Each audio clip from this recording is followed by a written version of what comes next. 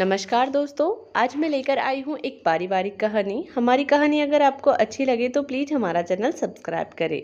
शाम के 4 बजे हैं। किससे बात करूँ?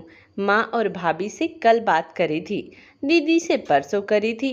समय काटे नहीं कटता है, अब बिल्कुल मन नहीं लगता है।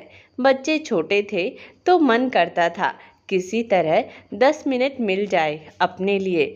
मैं हर समय बच्चों पर चिल्लाती रहती कि घर गंदा मत करो, हर चीज़ जगह पर रखो।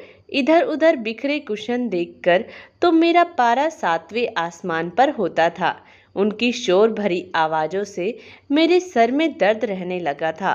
पूरे दिन शिकायतों की पोथी इकट्ठी करती रहती थी। जैसे ही शाम को सुमित घर पहुँचते, एक कप चाय सर्व करने से पहले शिकायतों का चिट्ठा परोसती। कभी उनका मूड ठीक होता तो वो कुछ ना कहते, पर कभी तो बच्चों की अच्छी क्लास लग जाती थी। बच्चे मुझसे किस तरह दूर होते गए, हर बात का उत्तर बस हाँ या ना में देने लगे। अपने कमरे से फिर कभी निकलते ही नहीं थे। सुमित भी ऑफिस से आकर खाना खाकर तुरंत सोने लगा। मुझे घर में अब शांति अच्छी लगने लगी थी। हर चीज़ जगह पर रहती थी। रविवार के दिन बच्चे ड्राइंग रूम और बाथरूम को खुद ही अच्छे से साफ करने लगे थे। अखबार के बिखरे पन्ने जो पहले सुमित पढ़ने में इधर उधर कर देते थे, अब तरीके से फोल्ड कर अलमारी के एक कोने में लगा देते थे। जब भी अवी और मुस्कान के कमरे में जाकर उनसे बात करने की कोशिश करती, बच्चे कहते अभी पढ़ रहे होते या गेम खेल रहे होते थे। मुझे अब बहुत समय बाद घर घर लगने लगा था। सब मेरे हिसाब से चलने लगा। सुमित भी न खाने की कुछ फरमाइश करते थे तो काम मेरा जल्दी निपट जाने लगा। अपनी सहेलियों के बताए सीरियल मैं देखकर खुश होने लगी थी। 2 किट्टी पार्टी भी डाल ली थी ताकि मेरा सोशल सर्कल बन जाए। 2-3 साल इसी दिनचर्या में बीते। अब मुझे अपनी ज़िंदगी बहुत अच्छी लगने लगी थी।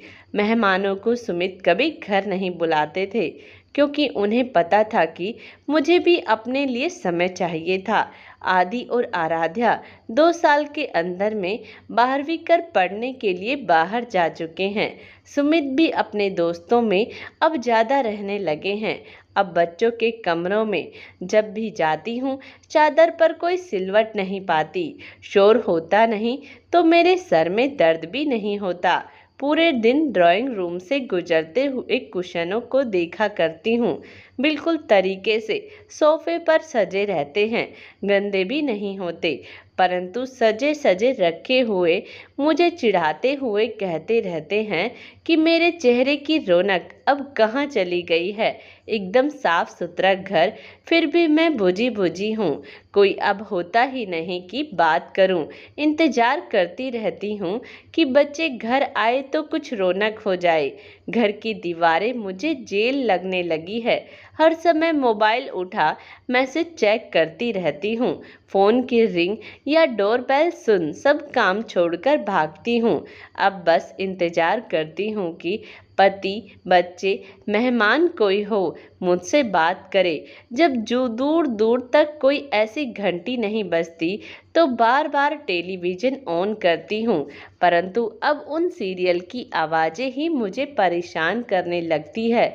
अब कुशनों से ही बात करके कहती हूँ कि जल्दी से बच्चे आ जाए तो बाहर आ जाएगी।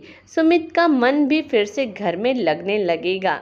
जब तक बच्चे अपनी ज़िंदगी की उड़ान भरने से पहले घर में हैं, तब तक फैलते हैं तो फैलने दीजिए उन कुशनों को, खिलौनों को, कपड़ों को। फिर तो दूर दूर तक कोई नहीं होगा। रह जाओगी तुम और तुम्हारी काशिरदारी भरी कुशन।